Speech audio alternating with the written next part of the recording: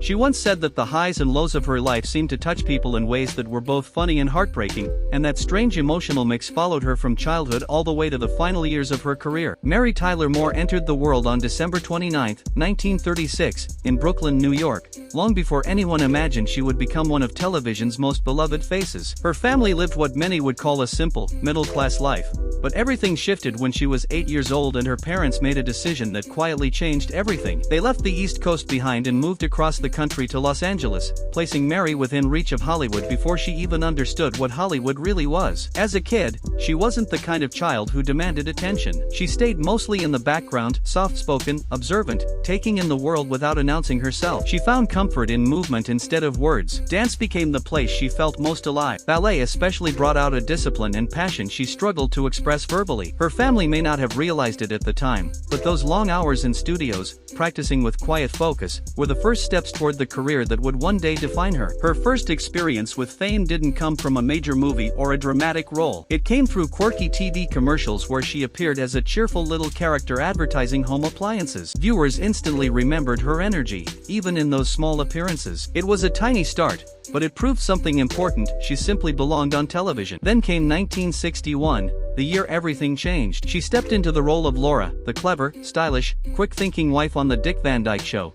and suddenly the entire country seemed to fall in love with her. The show ran for 5 years, and throughout its run, Mary displayed a rare combination of comedic timing, emotional depth, and a natural presence that made her impossible to ignore. Her character wasn't just a sitcom wife. She felt modern, smart, and real. She wasn't afraid to challenge her husband's ideas or break from the stereotypical mold of the time. Even her outfits, like the now famous capri pants, quietly pushed boundaries and reflected a shift in how women were beginning to see themselves. Her chemistry with Dick Van Dyke helped make the show iconic. Their natural warmth drew audiences in, and Mary earned multiple Emmy Awards for her performance. But as her success grew, another story slowly formed behind the scenes, one she would only speak about late in life. Before her passing, Mary revealed the 5 actors she found the most difficult to work with, a list she rarely discussed publicly. When the Dick Van Dyke Show ended, many assumed her career had reached its peak, but she was nowhere near done. In 1970, she returned to television as Mary Richards, a single, career-focused woman working in a Minneapolis newsroom. This role was unlike anything American viewers had seen from a female lead on TV. Mary Richards didn't revolve around marriage. She wasn't waiting for a proposal. She was building her own life on her own terms, and audiences, especially women, saw themselves reflected in her for the very first time. The show blended comedy with real-life struggles and social issues. It addressed workplace respect, gender expectations, and personal growth in a way that felt honest and refreshing. The opening scene where she tosses her hat into the air became a symbol of female independence that still resonates decades later. Mary's work on that show earned her more Emmy Awards and solidified her place as a trailblazer in television history. Her talent wasn't limited to comedy. In 1980,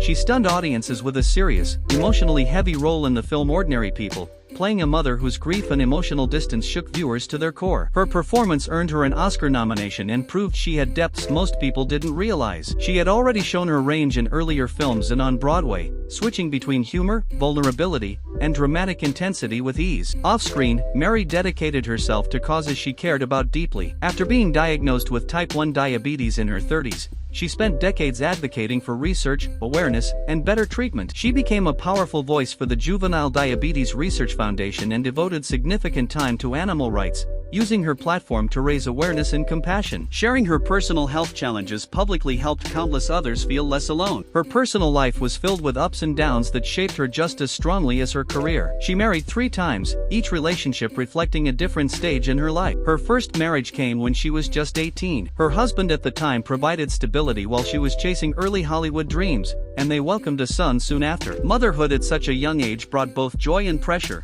especially once her acting career began gaining momentum. As her fame grew, the strain between her responsibilities at home and her rising career eventually pulled the marriage apart. Though they divorced, they kept things respectful between them. Losing her son years later in a tragic accident left a wound she carried for the rest of her life. Her second marriage, to television executive Grant Tinker, was both a romantic and creative partnership. Together they built MTM Enterprises, which produced some of the most influential shows of the decade, including The Mary Tyler Moore Show. They became one of the most admired couples in the industry, but fame, workload, and Mary's struggles with alcohol and health challenges quietly weighed on the relationship. By the early 1980s, they went their separate ways but continued to speak fondly of each other. Mary eventually found long-term stability with her third husband, Dr. Robert Levine. He entered her life while caring for her mother, and their connection grew into a strong bond. He helped her manage her health, offered constant emotional support, and created a peaceful life with her away from the intensity of Hollywood. Their relationship lasted until her passing in 2017 and became one of the most grounding parts of her later life. Throughout everything, Mary Tyler Moore maintained a reputation for professionalism, warmth, and intelligence. But those who knew her well said she could also be remarkably honest when discussing colleagues who made her career more challenging. According to close friends who spent time with her during her final years,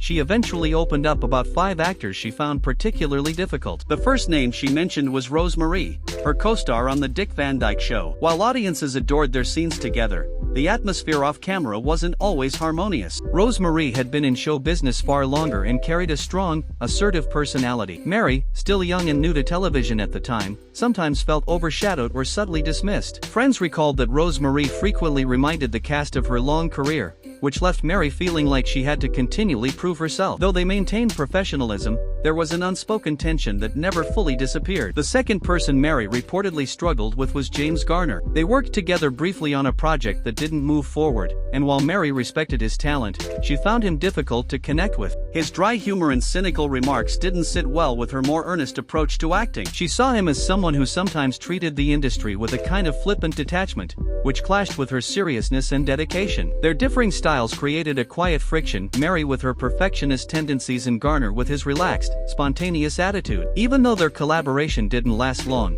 it left a mark on her memory and placed him on her list of challenging colleagues. Another name on her list was Ted Knight, her co-star on The Mary Tyler Moore Show. While fans loved his character's awkward charm, Mary sometimes found him unpredictable off-camera. Friends of hers recalled that Ted could be sensitive, defensive, or moody depending on the day, which occasionally made the working environment tense. Although their on-screen chemistry was undeniable, navigating his shifting moods behind the scenes wasn't always easy for her.